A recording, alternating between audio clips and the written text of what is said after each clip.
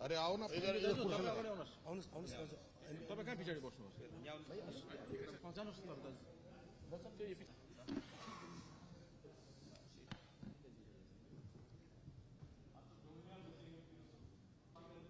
ना नहीं ऐसा नहीं मिसिंग कोई। जैसा कि आप लोग लोकसभा से मैं 2014 में निर्वाचित हुआ और आज आपके सामने मैं पश्चिम बंगाल के दार्जिलिंग लोकसभा के सांसद के रूप में उपस्थित हूं। मेरे से आप लोग जैसा जानते हो कि पहाड़ों की रानी क्वीन ऑफ हिल्स दार्जिलिंग पिछले करीब 1.5 महीने से उद्वेलित है और 50 दिनों से टोटल बंद है।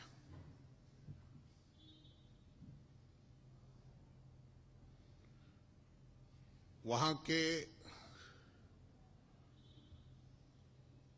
लोग एक पृथक राज्य और अपनी पहचान का आंदोलन वर्षों से लड़ रहे हैं और जब ये आंदोलन शुरू हुआ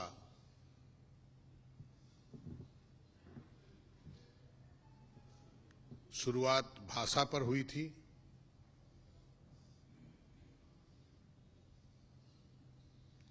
और अंततः 8 तारीख को इस आंदोलन ने दूसरा रूप ले लिया जब कुछ घटनाएं घटी और उस पर सेना बुला ली गई पश्चिम बंगाल सरकार द्वारा। तो उस वक्त से लेकर 12 जून से लेकर अभी तक ये टोटल बंद है। स्कूल, कॉलेज, बाजार, रास्ता घाट, दुकान पाट, चाय बागान सब कुछ बंद है और इसी के कारण वहां एक संघर्ष समिति बनी। वहां के सारे दलों को मिलाकर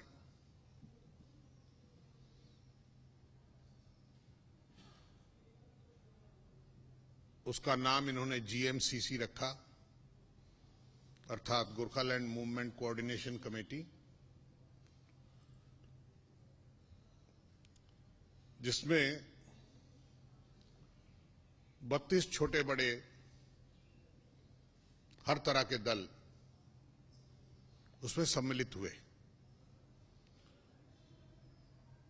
जो इस कॉज को आगे बढ़ाना चाहते हैं।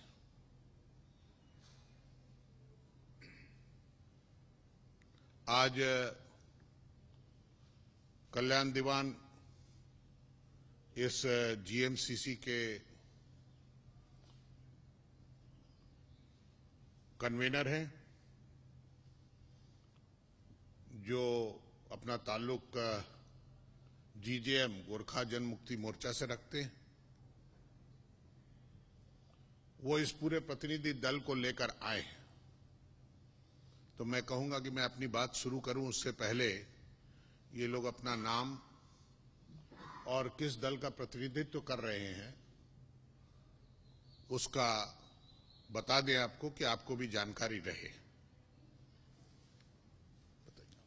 मैं कल्याण दीवान ठीक है ना, वाइस प्रेसिडेंट गोरखा CK श्रेष्ठ है। मैं एक और राजनीतिक मंच का प्रतिनिधि हूँ। गोरखा भारतीय विचार मंच अपोलिटिकल बॉडी है और इस मंच के जरिए हम Gorkha as a community and Bharat as a nation, ये दो एंटिटी में एक प्रगाढ़ और सुदृढ़ संबंध है। इस बात के लिए ये मंच को हमने खुला है और मैं गोरखालैंड के समर्थन में जीएमसीसी में आया हूँ। दार्जिलिंग का एक्स-एमएलए जीएनएलए पार्टी से, जिस पार्टी ने बहुत बड़ा आंदोलन भी किया था,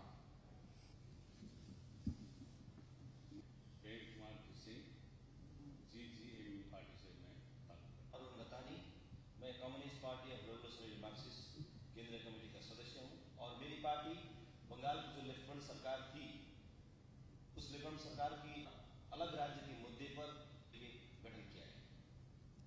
आरबी राय जी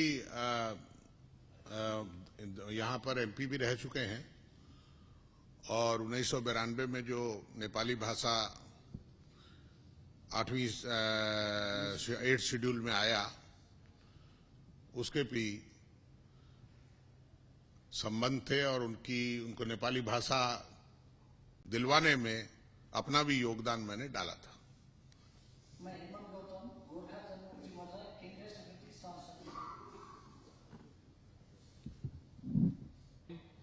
गोरखालैंड राज्य निर्माण मोर्चा का अध्यक्ष हूँ और मेरे साथ में हेम छेत्री हैं, वो भी सेंट्रल कमेटी का मेंबर है। मैं कृषक कल्याण संगठन एक कृषक महासंघ है। मेरा नाम शांति कुमार शर्मा है। मैं दार्जिलिंग डिस्ट्रिक्ट कांग्रेस कमेटी एक नॉन पॉलिटिकल आए गोरखा लोग बाहरी हैं, गोरखा लोग ऐसे हैं वैसे हैं, उनकी सूचना के लिए कि जब हमारा संविधान बन रहा था तो जो कॉन्स्टिट्यूएंट असेंबली बनी थी, उस वक्त पहले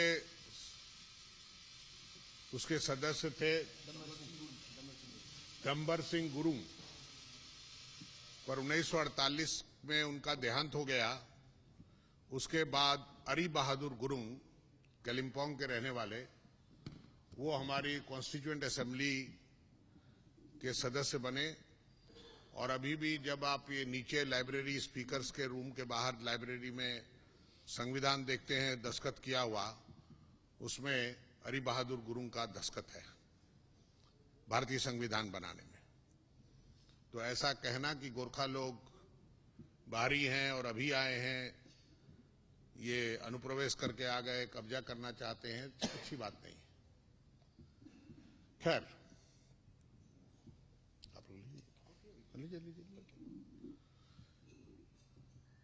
आप लोग जैसा जानते हैं कि पिछले 50 दिन से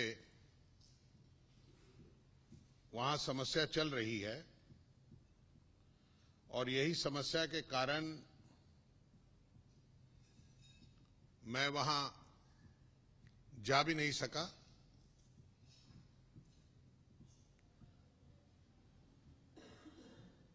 पर जब जीएमसीसी की केंद्रीय समिति की इन्होंने बैठक यहां बुलाई दिल्ली में, तो इनकी बैठक परसों थी और कल भी ये लोग बैठे थे। तो कल देर शाम को इनका मैसेज आया मेरे को कि ये मेरे से मिलकर प्रधानमंत्री के नाम पर एक मेमोरेंडम देना चाहते हैं और वो चाहते हैं कि मैं उनके प्रतिनिधि के रूप में ये मेमोरेंडम प्रधानमंत्री जी के पास और माननीय गृह मंत्री जी के पास में पहुंचाऊं और बतौर सांसद के रूप में जो कार्रवाई करनी है उस पर, उसको मैं आगे बढ़ाऊं।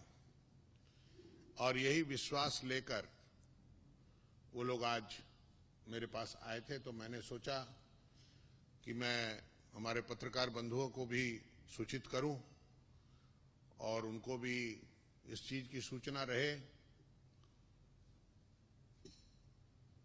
इनकी उपस्थिति में और आपके माध्यम से मैं कुछ अपील भी करना चाहता हूं। वो मेरी अपील ये है,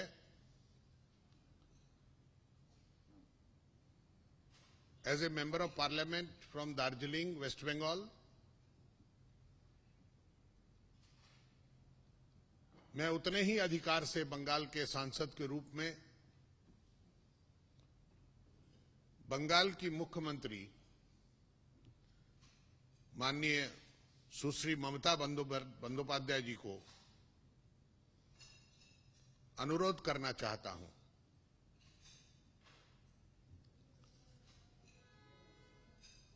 कि दार्जिलिंग में जो कुछ हो रहा है उसका समापन प्रशासनिक दबाव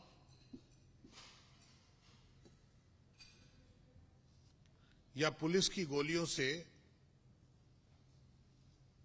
उसका समाधान नहीं निकलेगा।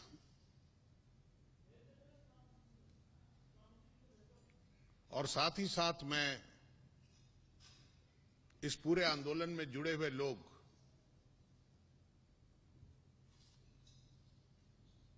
चाहे हमारे वहां की जो गोरखा भाई बहन हैं,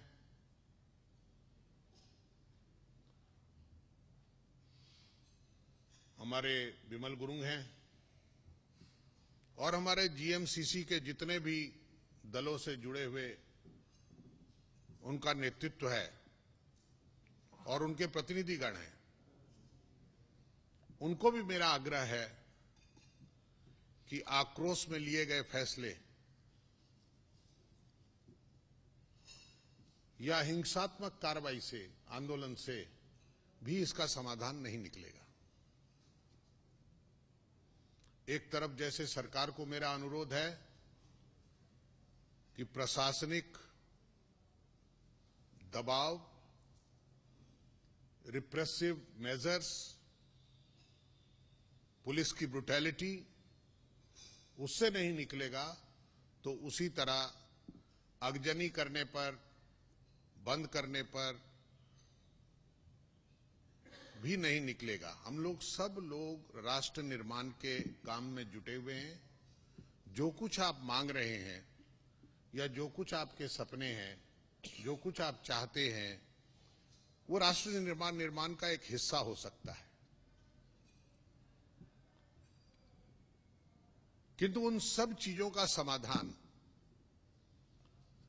एक गणतांत्रिक पद्धति अर्थात डेमोक्रेटिक प्रोसेस के माध्यम से पॉलिटिकल डायलॉग आरंभ करने से ही निकलेगा। और उसकी शुरुआत मेरी अपना जो पिछले 27 साल के संसदीय कैरियर में as a member of parliament जो मैंने सीखा है और जो देखा है और जिन चीजों का गवाह हूं मैं गवाह हूं सुभाष घिसिंग, ज्योति बासु और बूटा सिंह जी की त्रिपाक्षिक बैठकों का। मैं गवाह हूं बुद्धदेव भट्टाचार्य, तत्कालीन मुख्यमंत्री विमल गुरुंग और तत्कालीन गृह मंत्री की बैठकों के। और मैं गवाह हूं ममता बनर्जी, तत्कालीन गृह मंत्री पी चिदम्बरम और विमल गुरुंग जी का। और मैं गवाह बनना चाहता हूं पुनः ऐसे ही वर्तमान मुख्यमंत्री और वर्तमान गृह मंत्री और वर्तमान उद्वेलित लोगों के प्रतिनिधियों का कि वहां पर शांति बहाल हो। अर्थात मेरी डिमांड ये है कि आप जो 50 दिन से बंद पड़ा है उसको भी विड्रॉ करने की पहल करें। जो लोग आमरण अनशन पे बैठे हैं वो लोग भी अपना अनशन त्यागें, क्योंकि गोरखा समाज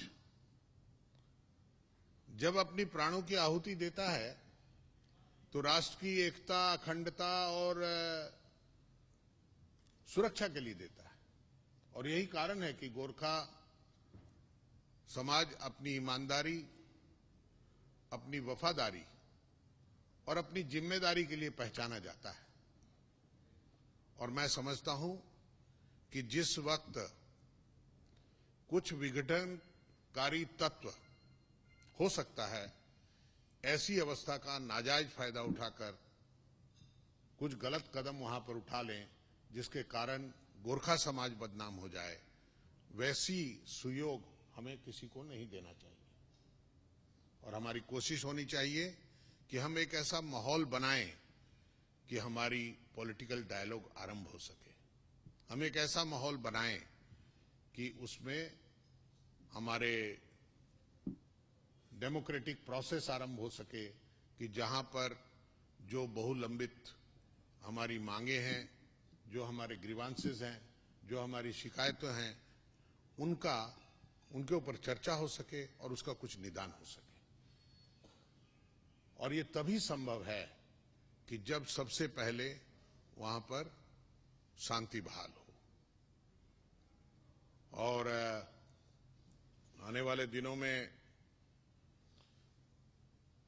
हमारा राष्ट्रीय स्वतंत्रता दिवस आ रहा है, 15 अगस्त, जो एक राष्ट्रीय पर्व के नाम पर कन्याकुमारी से लेकर कश्मीर तक और कच्छ से लेकर कोहिमा तक मनाया जाता है। और गोरखा अपने तिरंगा झंडा को सलामी देने में कहीं भी चूकता नहीं। और मैं समझता हूं उसके पहले ही आप सब लोग मिलकर एक निर्णय लेंगे, सही निर्णय लेंगे, जैसे कि वहां पर शांति बहाल हो सके और आप लोग सब जन मिलकर हमारा ये राष्ट्रीय त्योहार का पालन कर सके। और उसके साथ साथ भी आपको पता होगा कि इस बार 9 अगस्त को 1942 में गांधी जी के नेतृत्व में अंग्रेजों भारत छोड़ो का आंदोलन शुरू हुआ था। उसका 75वां साल है। और इस बार हम लोग चाहते हैं कि उस वक्त 9 अगस्त से लेकर 15 अगस्त तक हम तिरंगा यात्रा करें, लोगों को राष्ट्र के साथ जोड़ें, लोगों को राष्ट्र को के नागरिकों को तिरंगा के बारे में पहचान बताएं। और मैं समझता हूं कि इस अपील, जो मैं अपील कर रहा हूं, ये अपील मेरी दार्जिलिंग और दुआर क्षेत्र के सारे वासियों के लिए है, सारे लोगों के लिए है, कि वहां पर शांति बहाल करके हम एक ऐसा माहौल बनाएं कि पॉलिटिकल डायलॉग आरंभ हो सके और आगे की कार्रवाई चल सके। यही मैंने कहना था। वन उधर ना जा, आमा के उसको आमा के जी इसको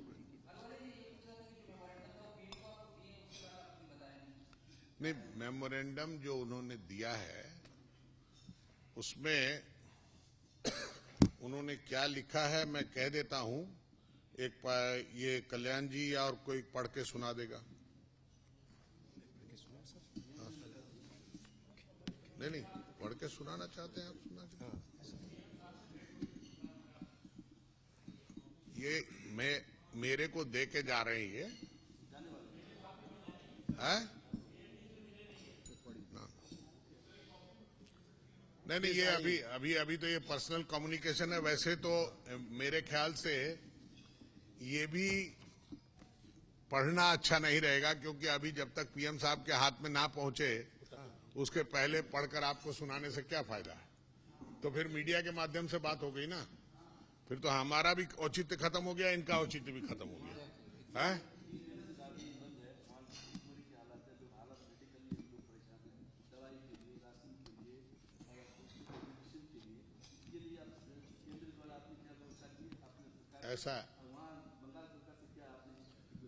ऐसा है कि बंगाल सरकार को भी मैं कह रहा हूं कि सिविल सप्लाईज जो वहां की राशन जो है नेशनल फूड सिक्योरिटी मिशन के तहत जो राशन जाना चाहिए ऊपर, वो लोगों ने रोक रखा है, वो जाना चाहिए।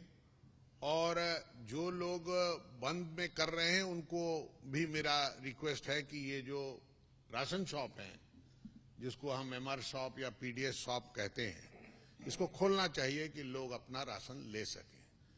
किसी को अनाज के कारण भूखा सोना पड़े या भूखा रहना पड़े, ये एक अच्छी बात नहीं है, और भी आजाद देश में।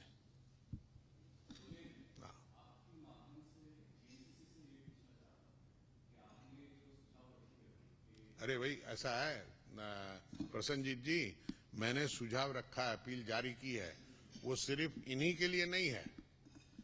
इनका तो मैं ये इनके उपस्थिति में अपील जारी की है, किंतु इसका फैसला ये अपने नेतृत्व से बात करके ही लेंगे। अपने नेतृत्व से जब बात करेंगे फिर जीएमसीसी की बैठक बुलाएंगे, उसमें इन्होंने जो फैसला लेना है उससे भी अवगत आपको करा देंगे। ठीक है, ये स्पॉन्टेनियस कोई डिसीजन नहीं। आप कहते हैं कि बंगाल सरकार बात करे, आप बात करने के लिए तैयार हैं, लेकिन बंगाल सरकार का जो एक आरोप है व्यक्तिगत तौर पर आप पर कि दार्जिलिंग के सांसद पर्दे के पीछे से रह करके वहां पर हिंसा भड़का रहे हैं, ये बात हो रही है। ये तो पता है ना आपको कि मैं दार्जिलिंग यहां से गया नहीं, वहां नहीं गया तो उसका राजनीतिकरण हुआ और कहा गया कि मैं ही आग लगा रहा हूं है? अगर मैं गया होता तो फिर क्या कहा जाता मेरे बारे में? तो आप इसी में आप उनकी मंशा समझ सकते हो क्या है। खैर, ऐसा है कि मैं नहीं चाहता कि हम लोग इफ एंड बट के चक्कर में पड़े।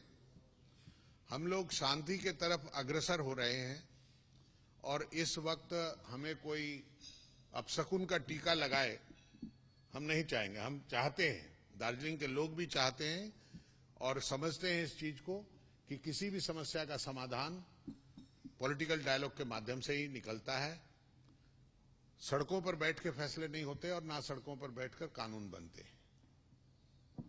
जब भी कोई कानून बनता है या कोई फैसले होते हैं, वो वार्ता के माध्यम से ही निकलते हैं सारे विश्व में। ठीक है,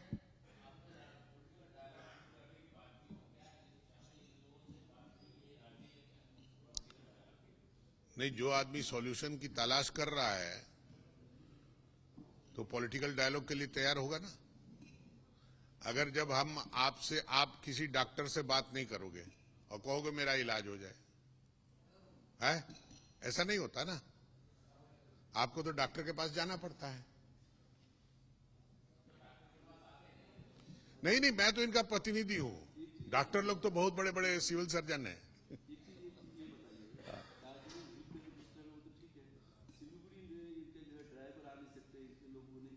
मैंने आपको अभी जो बात की मैंने कि अपशकुन का टीका ना लगाइए, तो आपको जरूरी है सवाल पूछना।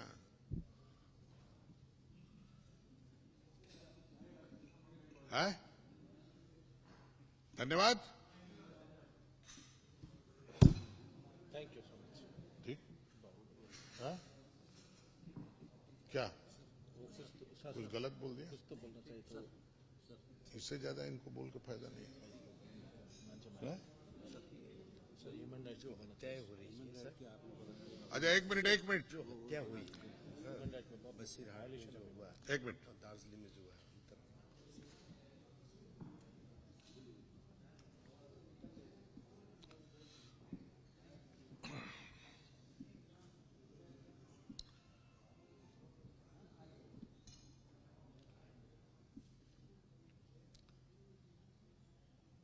मैं जब अपनी मांग एक प्रतिनिधि के रूप में, दार्जिलिंग के प्रतिनिधि के रूप में, पश्चिम बंगाल के प्रतिनिधि के रूप में रखता हूं, तो आपको पता है कि मैंने जून के अंतिम सप्ताह में एक प्रेस कॉन्फ्रेंस के माध्यम से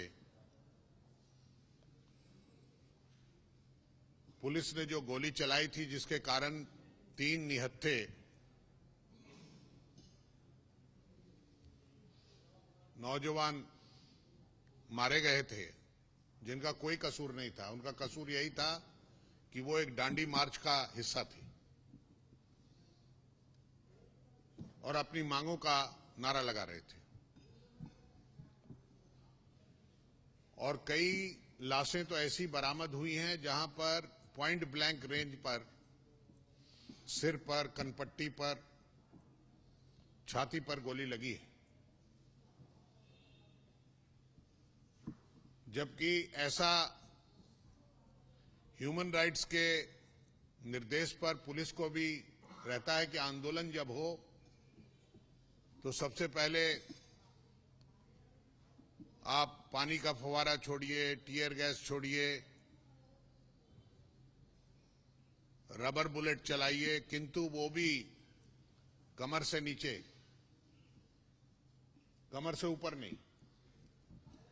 किंतु यहां पॉइंट ब्लैंक रेंज पर मारकर जो ह्यूमन राइट्स का वायलेशन हुआ है, उसकी इंक्वायरी की मांग की थी। और मैं समझता हूं कि पश्चिम बंगाल सरकार की जो मुख्यमंत्री हैं, वो खुद भी हेल्थ मिनिस्टर भी हैं और होम मिनिस्टर भी हैं, और वो उनके नाम के माध्यम से जाना जाता है कि ममता भी है उनमें। तो अपना ममत्व दिखाकर कम से कम ये मानवाधिकार के जो उल्लंघन हुए हैं, इसकी जांच कराएं